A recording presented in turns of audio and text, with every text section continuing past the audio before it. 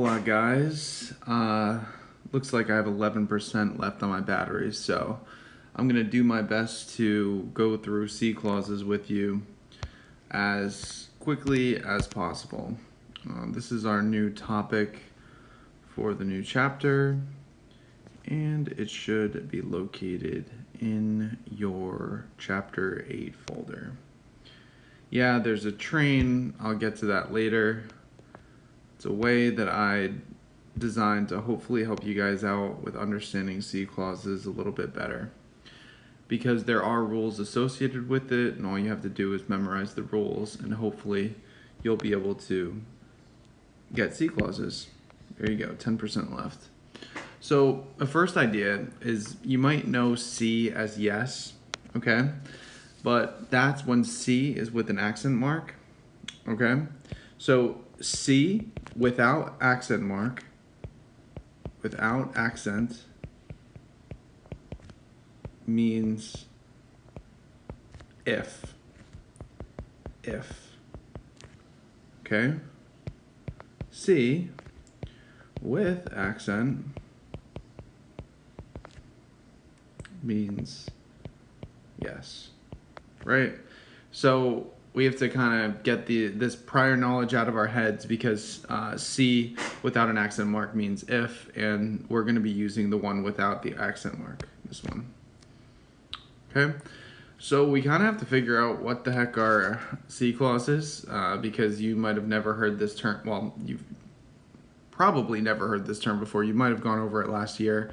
I'm not totally sure what you guys did or covered in Spanish too, or what you got to, but obviously C clauses could come as a new topic for someone because if they haven't covered C without an accent before, then you definitely don't know what this is. So basically what C clauses are they're used to express a condition or an event which another condition or event depends.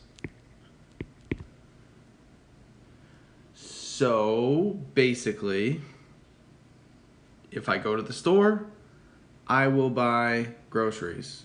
Two conditions: going to the store and buying groceries, but one is dependent on the other. So if you don't go to the store, you can't buy groceries. It's dependent on one another, right? So I'll give that example in English so that maybe you can understand, or you can try to understand what this is a little bit better with an example. If I go to the store, I will buy groceries. So I can maybe highlight this better. The orange isn't going to help, but I'll do like a blue. So if I go to the store, this is going to be condition 1, right? And then this one over here we'll do in like a green.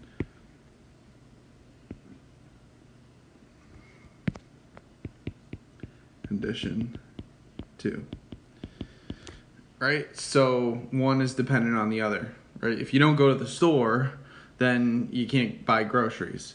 So that's what I mean by, two conditions, but one is dependent on the other. And that's where the C clause comes in. And if you can see, you see that if.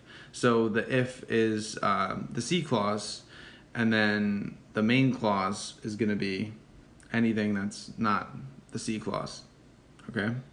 So if you once you see the C, then you can obviously understand that that's going to be the C clause, and then you're going to have to be able to conjugate the main clause. Okay?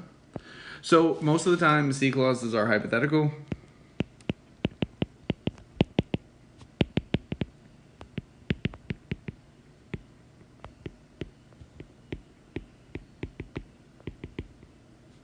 Right? If I go to the store, I will buy groceries. It's hypothetical. You haven't done it yet, right? You're hopefully going to, but it doesn't mean that you're 100% going to do it until you actually do it. And they contain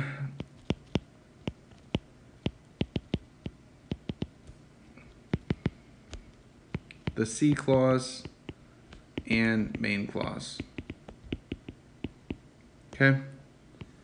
So, you're going to have two clauses, kind of like you have in noun clauses, but in this case, you will not have a K. But no, let's say no conjunction. Okay? So you're not going to see a conjunction, however, you will see a comma in certain aspects of this. Okay? So, yeah, let's give you an example in Spanish. We'll change the color of this. Change it up a little bit, boys. Right?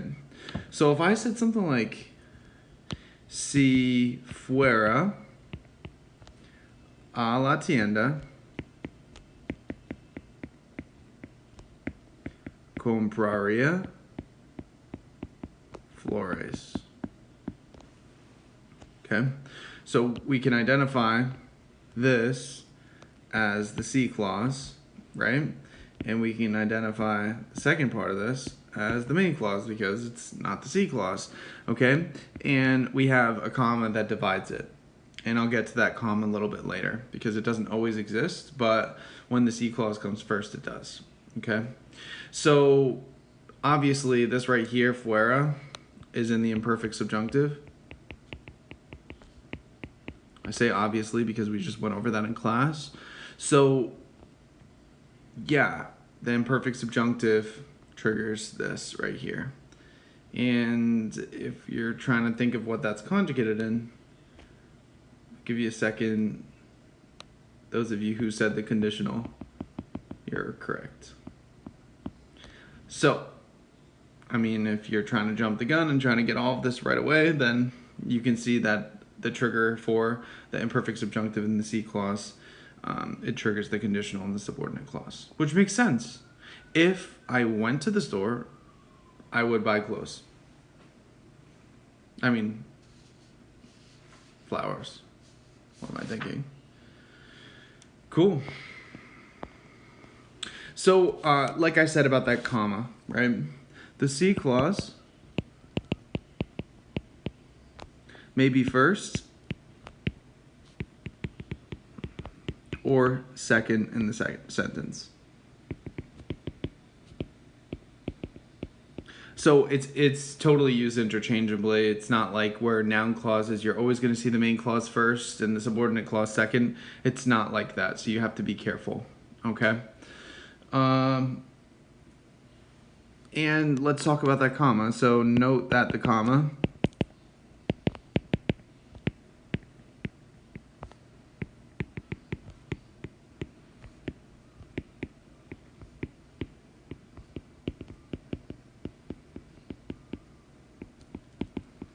So when the C clause comes first, that's when you're going to see a comma. If the C clause comes afterwards, you're not going to see a comma. So, like, for instance, if we looked at this one right here, si fuera, we could put compraría flores si fuera a la tienda, right? I would buy flowers if I went to the store, right? So, bueno, like that's it, right? So you wouldn't have that comma if the C clause comes second. So let's give examples, and you can probably figure some stuff out on your own with this, but I'll give you obviously all of the like reasons why this happens a little bit later. These are just used for EGs, some examples. So let's do white because white shows up really well on blue. So for instance, we could say si tienes tiempo, ven conmigo. So we got that comma, C clause comes first, right? We can identify that this is the C clause because it's everything before the comma, and it obviously starts at the C, right? And then this is our main clause. Cool, we did that. This would be the blank right here in the main clause. Your conjugated verb is going to be in the blank. If you're thinking, what does Ben come from? I'll give you a second. It is your affirmative command. Affirmative to Sorry for writing that so small. So if you have time, come with me, right? It's a C clause. There you go. Cool. Awesome. Right? If you have time, come with me. Right? It's hypothetical because you don't know if they're going to come with you. Hopefully they will if you want them to hang out or whatever. But si tienes tiempo, ven conmigo, por favor. So, yeah, one of the triggers, if your C clause is in the present indicative, is a affirmative to command. And I'll show you all about this later on. Okay, these are just used for examples. Another example, so I'll label this present. Okay. Another example would be si no trabajo, si no trabajo. Iré con usted. This is a relatively recent grammar topic as well. We know the C clause is here because it starts with C, it's before the comma, and then our main clause is here. Cool. So this is future tense for sure. And then we got present here again. So now we know the present tense can trigger the affirmative to command or the future tense. If I don't work, I will go with you. Right? So if I don't work, I will go with you. Hypothetical. Like I said, most C clauses, hypothetical. Cool. So let's try some opposites. You could try some opposites by looking at these. How would you be able to switch these up? Put your main clause first, put your C clause second. It's that simple. And just take out the comma. Literally, that's it. Ven conmigo.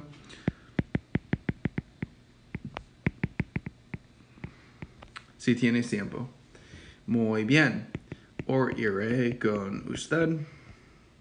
Si no trabajo. Yo trabajo. I almost didn't write that right. Cool. Yeah, that's it. It's not it. We have to figure out how to conjugate things because you're going to have that main clause where you're going to have the blank in a verb and you're going to have to be able to conjugate them. So the main idea for you is to be able to conjugar los verbos en una manera correcta, right? Muy bien, chicos. Pues seguimos. So right here, we have the hypothetical statements about possible events. If I go to the store, I will buy groceries. That's what I mean about a hypothetical statement, right? If I go to the store, I'm not at the store yet. It's hypothetical, right? So right here, what we could say is that in hypothetical statements, and I gotta change the color here. Don't worry, I'm looking at that 7%. So in a hypothetical statement,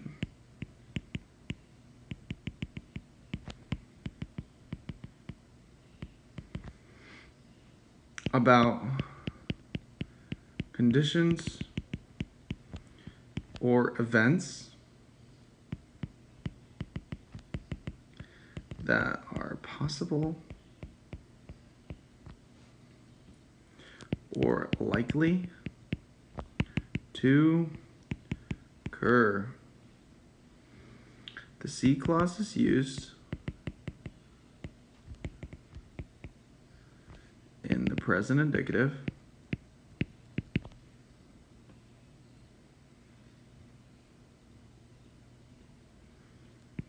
and main clause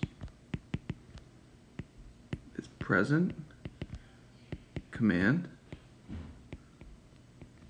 future or ir plus a plus infinitive. Cool. I can read that, so you can, hopefully. If you can't, let me know. You could just rewatch this, right? How great. That's exactly what you want to be doing on your time off. Not really, joke, bad joke, Seigneur Tremblay. All right, cool. So basically in this one, let's just be honest here. C clauses are always going to be in the present indicative. So this is only one of 3 ways that C clause can be conjugated. One of 3, that's it. There's only 3 ways a C clause will be conjugated, but there's multiple ways the main clause can be conjugated. So basically, guys, if your C clause is in the present indicative, then you're at a crossroads because you can conjugate in your main clause in all of these. They're all interchangeable no matter what. So I'll give you examples. So I could say something like si salgo temprano del trabajo. Voy al cine contigo. Okay? So, si salgo. Okay, that's the present tense.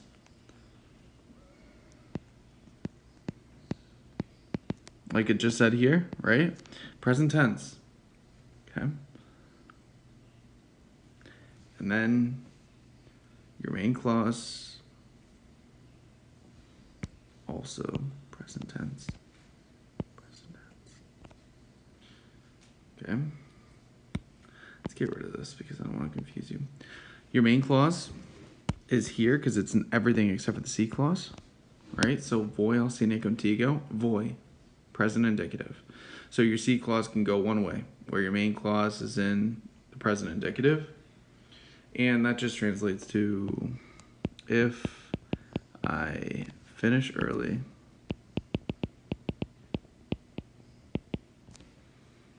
I will go to the movies with you.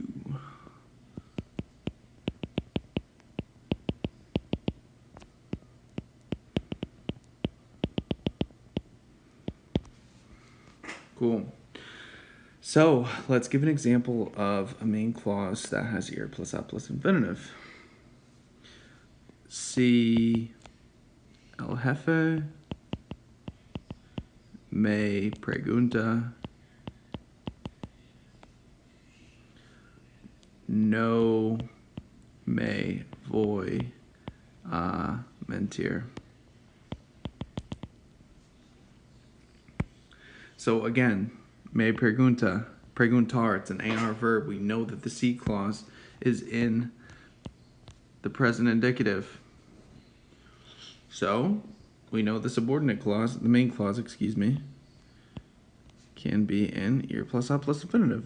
Ir plus a plus infinitive. If the boss asks me, I am not going to lie. Cool. So that's the second way. There's 4 ways. So the third one could be the future tense. So it could say something like si usted no mejora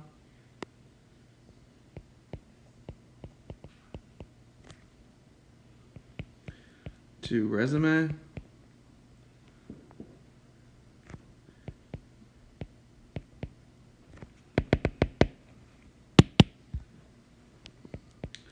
no conseguirá trabajo. So, conseguirá, we know that this has an IR at the end plus an ending for the future tense. And this, because it comes after the comma, we know is the main clause. So if that's the main clause can be in the future tense. The C clause is still in the present indicative.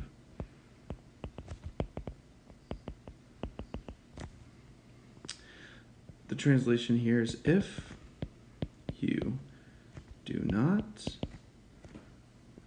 improve your resume, you will not get a job. That's the third way. And then the fourth way is a command. So CI alguna algún problema,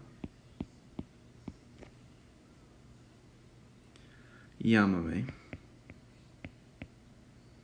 Has a direct pronoun attached to the end of that, so beware. But it's still a command. If you have a problem, call me.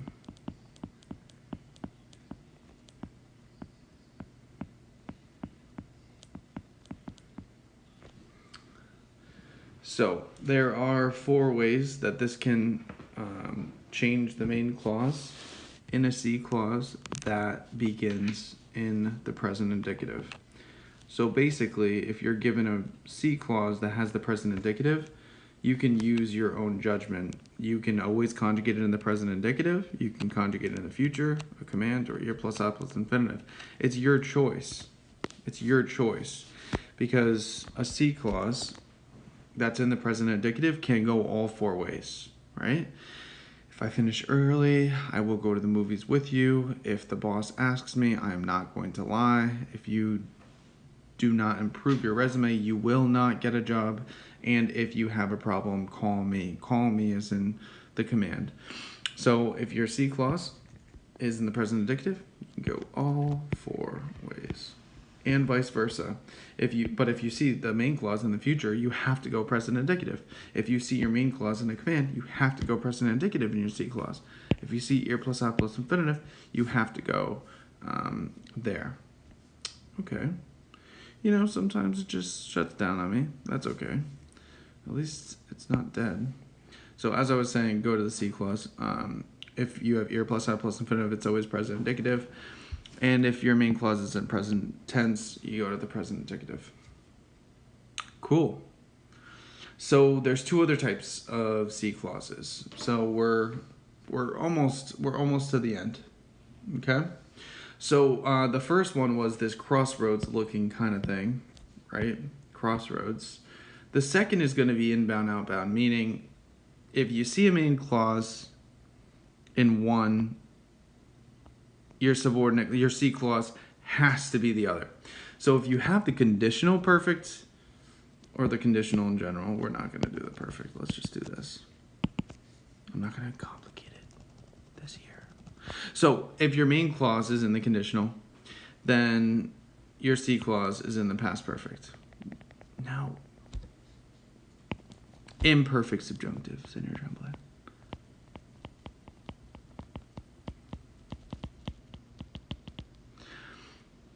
Because we're not gonna do perfect tenses because we didn't do the past perfect subjunctive. So if your main clause is in conditional, then your C clause is going to be in the imperfect subjunctive. If your C clause is in the past subjunctive, your main clause is going to be in the conditional. I mean, it seems simple, right? Now, if you need an update on the conditional, or a reminder, I guess, remember ia, ias, ia, iamos, ias, ian, right? There's like those 12 or 13 irregulars where you have like tender, poter, tenderia, for instance, podria, and then like other ones that aren't irregular, like hablar, where you just add it on to the end. Hablaria. Those are all the yo forms. If that helps, cool. If it doesn't, then okay. If you need some help in the conditional, welcome to stop by my extra help room. We can chat. So, yeah, in the imperfect subjunctive, you just did that, so it's not something I'm going to go over, but remember Lady Gaga. I'm sure y'all love that.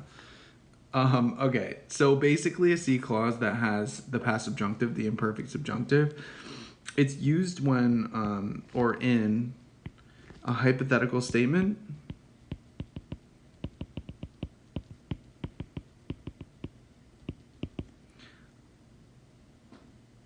about current conditions.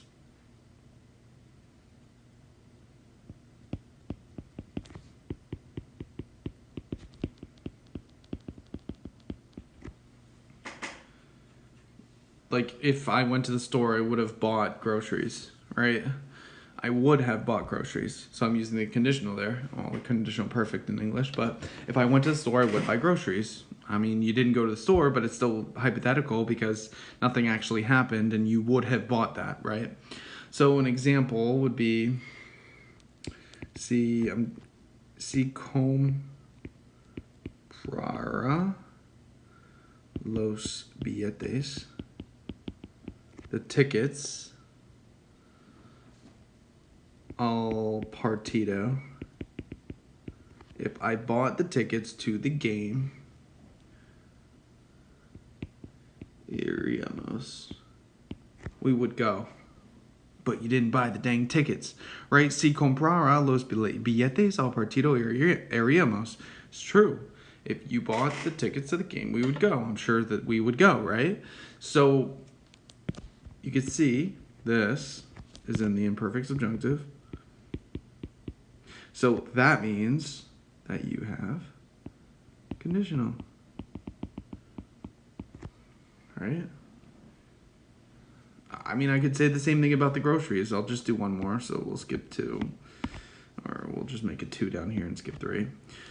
Like, if I went, si fuera a la tienda, compraría comida.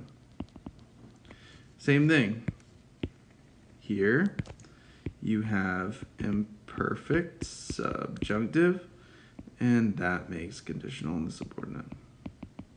In the main clause, I mean.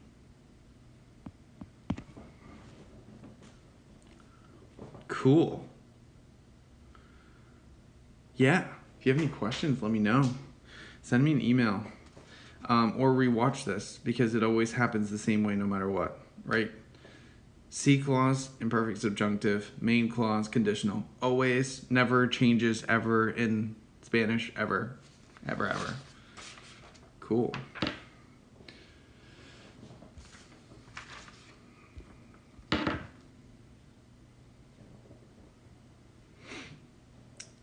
So we have another one that is going to be the Christmas train kind of thing that we have. So in this like Christmas train roundabout kind of thing that you want to talk about, the imperfect in the main clause triggers the imperfect in the C clause. All right. So imperfect in main clause.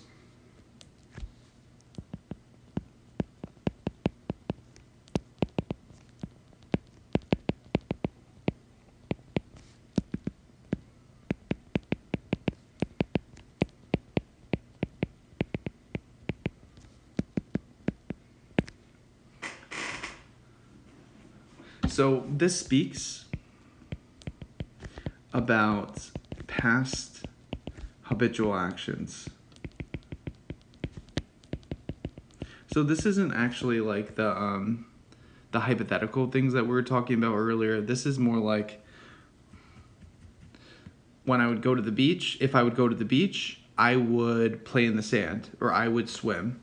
So an example would be si iba, which is the imperfect, right? There's only 3 irregulars in the imperfect. That's one of them. Si iba a la playa, nadaba,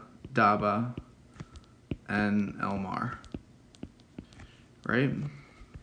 Iba, nadaba, both in the imperfect. So it's called a roundabout for a reason. If you ever see your main clause in the imperfect, your C clause is going to be in the imperfect and vice versa.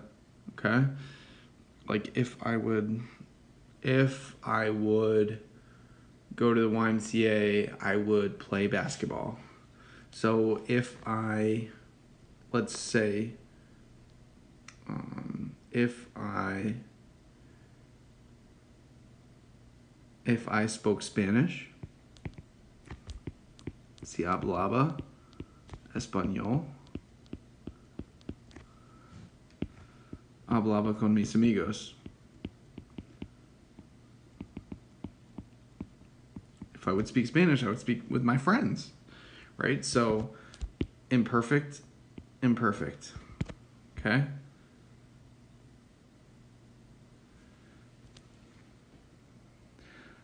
And básicamente, in the end, if it's imperfect, you're going to roundabout that all the way back to the imperfect. So there's the three types of C clauses, okay? You have the C clause, three types. You have the C clause in present, two, C clause in imperfect subjunctive, and three, C clause in imperfect. So present goes those four ways. I mean, I guess it's the most complicated because it's four, but it's not really. I can go here plus plus infinitive, present itself, future, and command. And then imperfect subjunctive goes to conditional, and then imperfect goes to imperfect. Cool. Yeah, so basically what we're focused on is like conjugating it properly. So if you see a trigger for your main clause, like if you see an imperfect subjunctive trigger, then you're always going to want to put that main clause in the conditional, right? So that's what I'm going to be looking for. I'm going to be looking for you to be able to understand what tense to use in that main clause. Okay? So here we go. Here's some situations that are probable or possible. Okay? So I want you to do 1, 2, 3, 4, 5, and 6.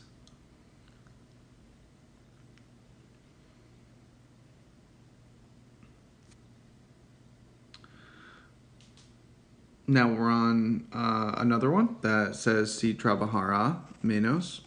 So if you have trabajara, that's in the imperfect subjunctive. That could be a great hint.